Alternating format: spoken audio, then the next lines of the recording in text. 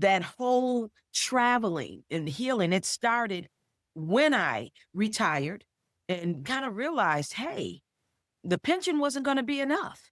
The Yeah. pension, I found myself working to supplement the pension. And for a year or so, it was okay. It was kind of cool, Hey, but then I thought, hey, wait a minute. I'm going to always have to do this. I'm going to always have to. And you know what? I didn't want to be 70 years old saying, welcome to Walmart. Welcome to the Persistence U podcast with Lisbeth. That's you as in university, but we're really much more of a community here. Your host is Lisbeth Meredith. She's an author, speaker, and online teacher. Each week, she'll be delivering amazing stories from survivors and thrivers, all threaded together with a dose of persistence. We're so glad you're listening.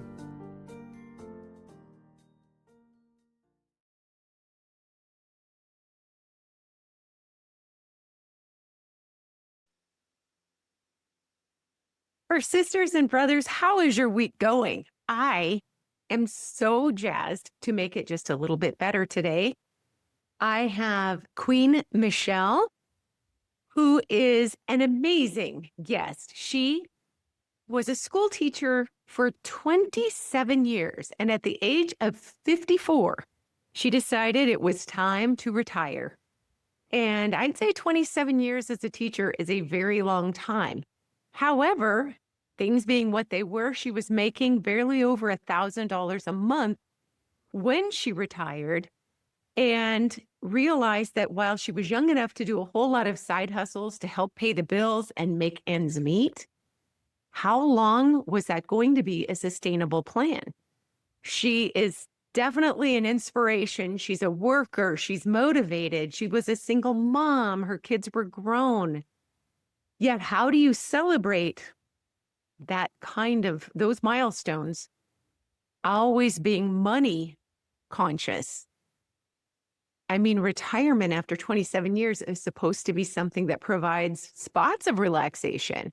Her story so resonates with me, and she is just an amazing individual. She wrote a book called Considerations, A Guide for Moving Abroad. I don't know how much we'll talk about her moving abroad experience today, but just know, not only is she an educator, but she has helped develop curriculum for students internationally. She has traveled all over the world. And then she's also been a care provider. She stopped everything and went back home to her family after living for years in Mexico because it was time to take care of her parents. So she has done a lot, and she has a very, very infectious attitude. So can't wait for you to meet her. And I am, in personal news, just enjoying this season, moving towards summer. It is very, very rainy and humid where I live in Tennessee. I'm still scratching to get my next book together, and I've got to still focus on promoting the last book, Tilka Faces the Odds, One Man at a Time. So I need to get back on that. I'm teaching 3 classes instead of my normal 2 at a local college. And in my spare time, I do some volunteering for AARP, which has been very interesting. As a speaker, it's good to be able to bring those skills and talk to people about things that matter, like Social Security, like fraud and watching out for fraud. And these are things that should be impactful for every age. So I don't know, it's one of the things that I love about getting to know myself as an older person is that I need to be plugged into a community for it to feel like home. I can't just move somewhere and expect that it will feel familiar and meaningful unless I'm willing to get involved and make a difference wherever I'm living. So anyhow, I have enjoyed it thus far. Thanks for being here as ever, and I look forward to what you have to say about Queen and her amazing, amazing journey of resilience, of healing. Good. Queen Michele, I am so thrilled. You can't even know to have you here today. It is such a joy. And I am just so fascinated. I think we have, both of us being single moms, Both of us finding that traveling independently is a source of healing and empowerment. I am very interested in hearing about your journey. And I did introduce you in your book about your trip to Mexico, and you're living in Mexico, which you're going to return to. I'm a different part of the country. But I'm also so interested in the healing journey to Guinea. Is it Guinea-Bissau? Yes, very good. Yes. Absolutely. Yes, please. Yes. Just tell us a little. I know you're a retired school teacher of many, many years, Yes. and you've done so much more. So please share what you'd like to. Okay, thank you so much. Well, as you know, that whole traveling and healing, it started when I retired and kind of realized, hey, the pension wasn't going to be enough. The pension, I found myself working to supplement the pension. And for a year or so, it was okay. It was kind of cool, Hey. But then I thought, hey, wait a minute. I'm going to always have to do this. That's right. I'm going to always have to. And you know what? I didn't want to be 70 years old saying, welcome to Walmart. Right. I didn't want to be a Walmart greeter. I didn't want to be a shuttle driver or though, you see them in retail, you see them at airports, you see them everywhere. Mostly, Liz, they're working not because they want to, but because they have to. So I took that leap of faith, and it was from there and living in Mexico that I was able to turn inward. I didn't have the distractions, and that's where the self-discovery took place. The healing that I didn't even know I needed took place, because I got a chance to meet me. I got a chance to go inward. There was meditation that started, and yoga that started, and hiking that started. And I started writing, and I started painting, and I started all of these things that just led me inside, Right. and all the healing. I met the younger version of me, through meditation, and she and I were able to come together, and she said, she told me how proud she was of me and glad that, I took that leap of faith, because that's what it is. It's fear versus faith. I took that leap of faith.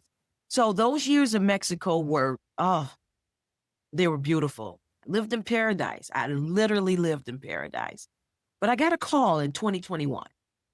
And that call was that my parents had both left the house via ambulance within a week of each other. Oh, my goodness. Pop was 99 with dementia. Mom was 86 and had her own set of illnesses. When I arrived back home, and that's Detroit, Michigan, they were both in rehab. He was on one end of the hallway and she was on the other. When they returned out of rehab, there was no one to really care for. I have two older brothers, Dumb and Dumber. And I was under the impression that everything was being taken care of here. And I thought when I told my friends in Mexico, hey, I got to get back. I got to go check on Mom and Pop, and I thought I was just going to come and roll my sleeves up, and get in where I fit in. Right. And what I wound up doing was staying and becoming their full-time caregiver. Mom and Pop passed 2022. Oh. And within 10 months of each other. Oh. I stayed on. I've been here 3.5 years and 4 consecutive winters. Now, yes, I'm from Alaska originally, so I understand about winters. Tough winters. So during the time after Mom passed away, I had already had a trip to Guinea-Bissau planned. And when we say Guinea-Bissau, why Guinea-Bissau? They're more popular. Why not go to, because I've always wanted to go to Africa. Why not go to Nigeria or Kenya or Ghana? Those are more popular and known. Oh, South Africa. Well, I've always been intentional about the way I move and have my being here. And what I discovered through my research because I knew I wanted to go to Africa. Hey, have you ever heard of ancestry.com? Ancestry. Okay, so if you take that DNA test, they'll tell you you're a little bit of this and you're a little bit of that and your region's over there. Right. But over 20 years ago, a group of Black scientists got together and they created the largest database of Black blood in the world. It's called African Ancestry. Okay.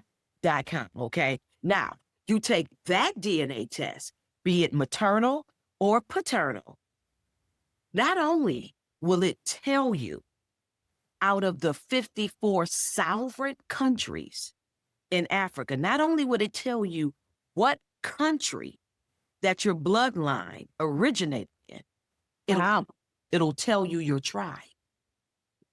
My goodness. Yes. So I took the African Ancestry DNA test and I discovered that I am from the Fula tribe from Guinea-Bissau, West Africa. I set my intentions on going to Guinea-Bissau, West Africa. Okay. Now, most African Americans, if they were to take that DNA test, they would find that more than likely along that western region of the continent of Africa is where their bloodline originated from, because it was that western region where the Atlantic slave trade took place. Okay. So I took the maternal test. That meant that my mothers, anywhere but 200 to 250 years survived the passage. And what I mean by that, she didn't jump off the ship. She didn't get sick and die on the ship. She wasn't killed on the ship. She survived the passage. Now, when she got here, she got mixed with a whole lot of other different bloodlines due to breeding, rape during that period of time. But the original bloodline was that of Fula from Guinea-Bissau, West Africa. The continent of Africa has 3,000 tribes and 2,000 languages. Okay? Wow. It is the continent. Each country of those 54 countries in Africa, they're sovereign. They're sovereign countries with their own money, their own government, their own, of course, tribes and dialects.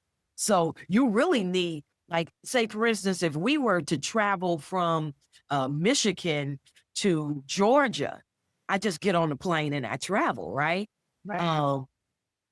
All I need is what do you call it? My real ID.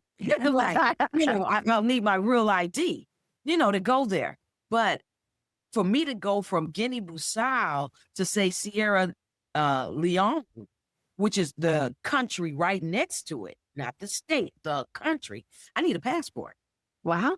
Yeah, I need a passport to go from country to country. Okay. Not just an ID, like we do in the United States. There's 2 states in this country. Right. So that continent those are sovereign countries. So I took a trip to Guinea-Bissau, West Africa. What I discovered was there are several countries in Africa who are participating in what they call repatriation. So if you can prove through African Ancestry that your DNA originated in a certain country, you can apply for citizenship. So and because once I discovered Guinea-Bissau, I started doing research about Guinea-Bissau, of course, right? And being very intentional. And I discovered this group called REPAT. That's short for repatriation. REPAT Guinea-Bissau. And there was that tour group that I registered with, and they took, they guided me through when I got there. They helped me, with the hotel and everything. Of course, what do I know, going to the continent of Africa? But they also arranged, and this was on my 60th birthday. Oh my My goodness. 60th birthday, they arranged I stepped foot on my into my ancestral village on my 60th birthday. Now, I was only the third person to have ever stepped foot back into that village from the diaspora, what they call it, Right. from the United States. So that was, I can't tell you the spiritual, emotional, mental enlightenment I received from just being embraced by the original. And understand this, when I went back and I stepped foot in that village, I took my mother's mother. They all went back. You understand? Yeah. And from that, I truly believe that trauma is passed down through DNA. Right. It is scientifically research based that trauma is, and we are all suffering. We all are. We suffer from a trauma that we don't even, that we are completely unaware of, you know, Yes. and it's generational. It's generational trauma. That is a term. They call it intergenerational, or they call it generational trauma, and which explains how through DNA, because that's what we are made up of. Right. Our DNA, that trauma is passed down. Well, I believe that if trauma can be passed down through DNA, healing can be transferred up through DNA. You know, Agreed. so Agreed. do you understand? If trauma can Absolutely. be passed down, healing can be passed up. You know, and Right. it takes that one person to recognize and then take those steps and begin healing trauma that many are not even aware that they suffer from. So when I returned from that trip, not only did I spend 7 days in Guinea-Bissau, West Africa, I also trotted over to Egypt, and I Oh. spent 14 days in Egypt. I cruised the Nile. The trip there was also extremely phenomenal, grounding, spiritual, mental, emotional for me. And when I returned home, I created a nonprofit organization called Fula History and Genealogy Society in America. Now, I also, like the book that I wrote about being in Mexico, I'm a writer, you Mhm. know, and instead of writing a book, and I'm also a blogger. And so instead of writing a book, I wrote a blog, and that blog is entitled My Soul's Journey Home. So it documents from the beginning of me finding out my DNA, Right. my Guinea-Bissau. From there, it's 16 chapters on the website, and that's fulaamerican.org. And they were to click on My Soul's Journey Home. There's 16 chapters or 16 blogs, starting from my Guinea-Bissau, and there's video.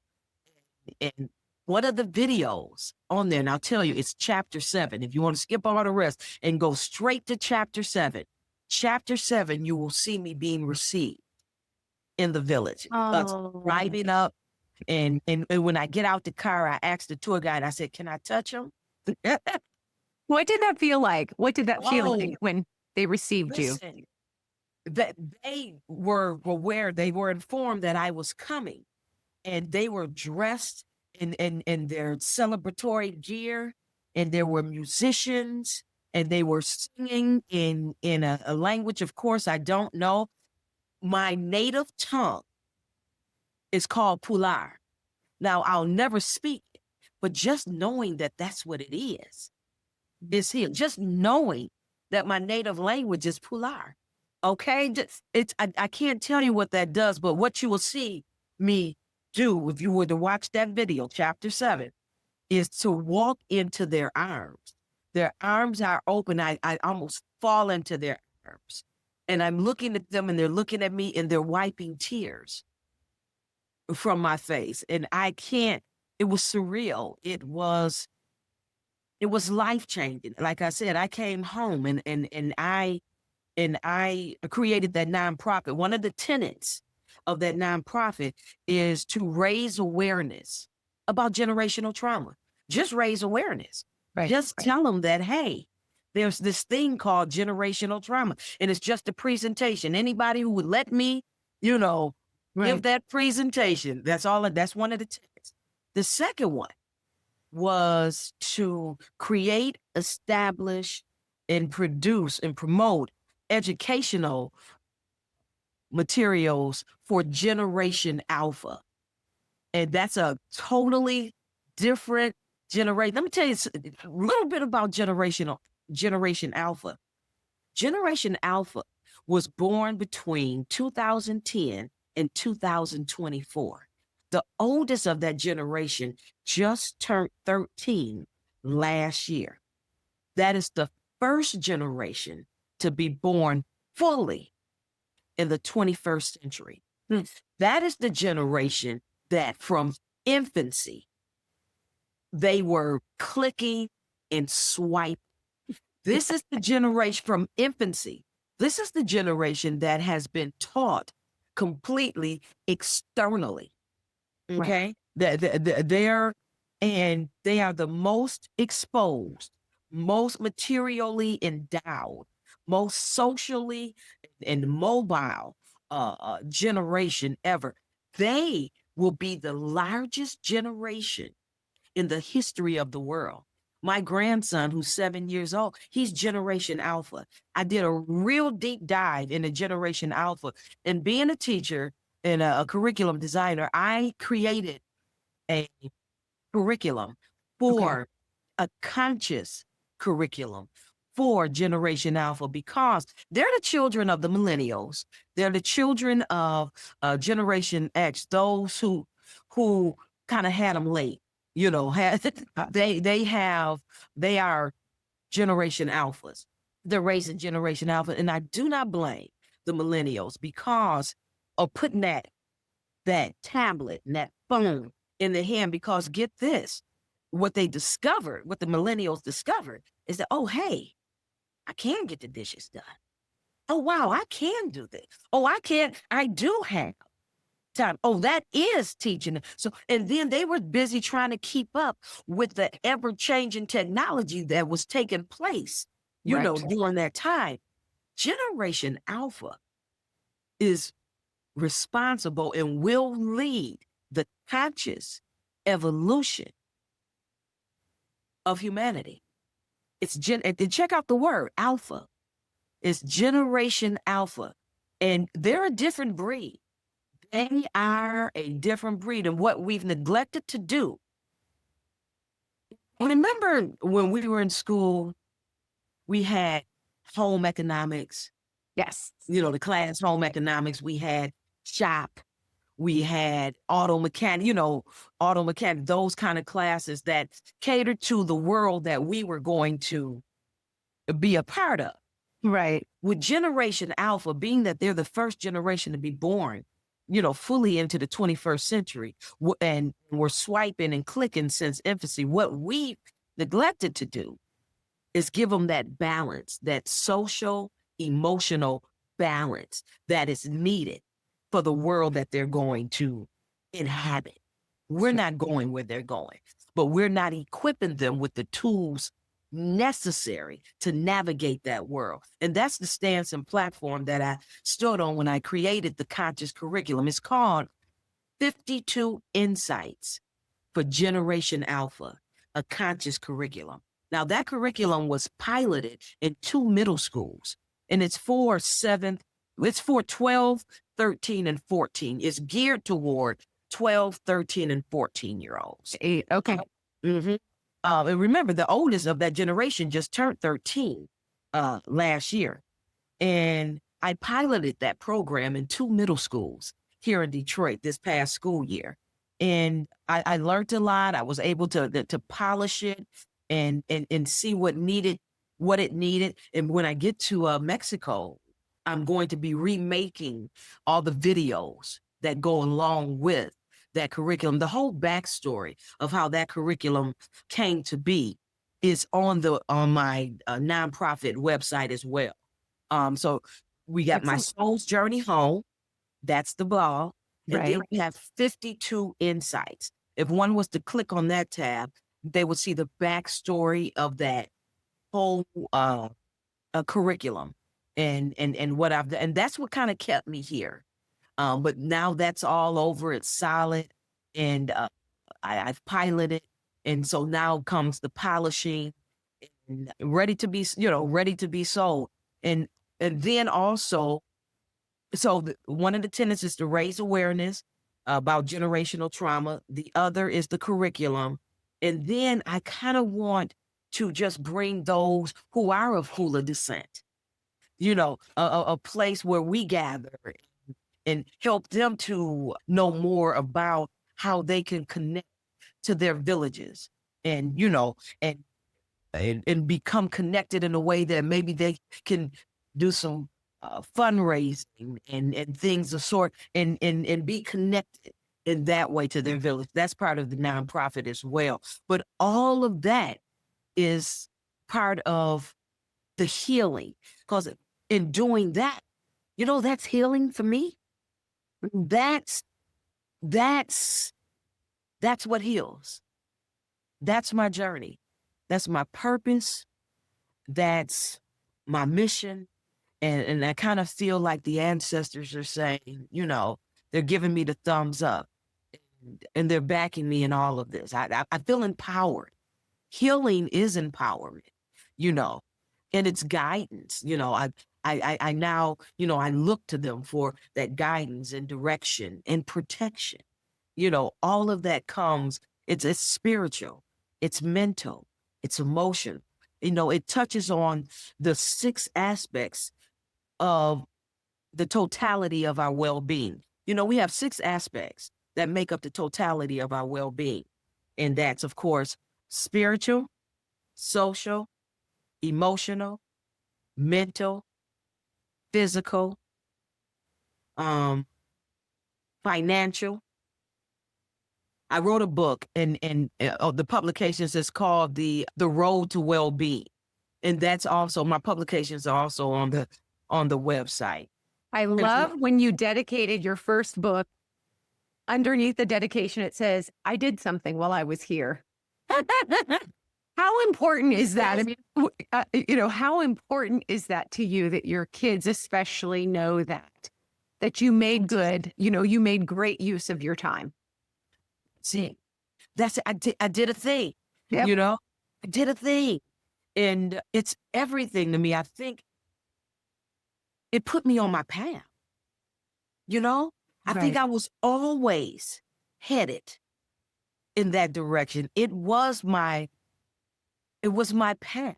It was my, it was my journey. And I think when one is aligned and in tune with that, doors, windows open up. Take, for instance, the stars align, if you will, when Right. you grab hold to, or just even seek out, that purpose, why am I here? Right. When you seek that out, doors and things open. That's just like in the chapter of that book, Considerations, A Guide for Moving Abroad, the chapter Visas. I tell the story of how, you have to show financial stability in order to receive a visa to live Correct. in Mexico. And you can get a temporary visa, and that's for 4 years, and that temporary turns into a permanent. Or you can come right off the bat and get a permanent. It all is based on your income. Well, the day that I went, and this is the story that's in the book, the day that I went to the consulate, the stars aligned, because the person who usually dots that, I know I didn't have enough in that bank.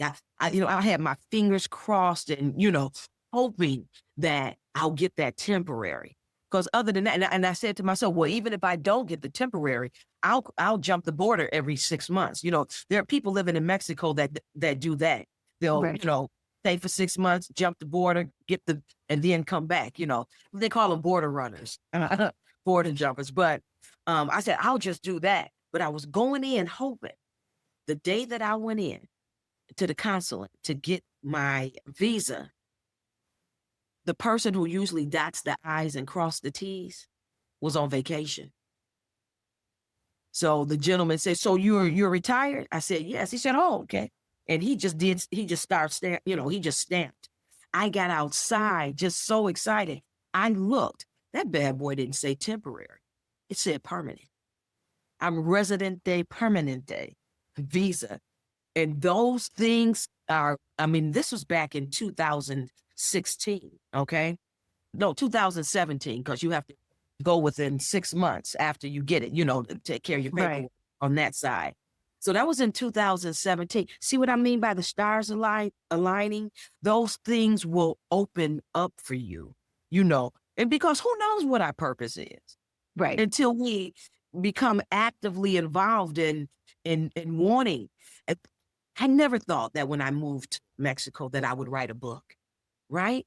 And lead others to say, hey, okay. And I'm telling you this too, the population of middle-aged African-American women that's over on that North Shore, I'm part of that. I kind of believe that it was just saying, here, I done this thing.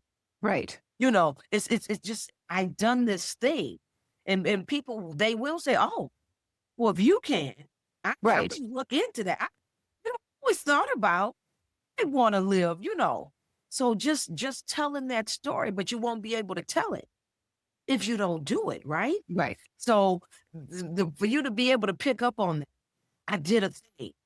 That's extremely important that I left that for my kids, and that book is dedicated to them. And I'm so glad that you mentioned that, because the dedication in the curriculum is dedicated to Lakeside, because that never would have came about.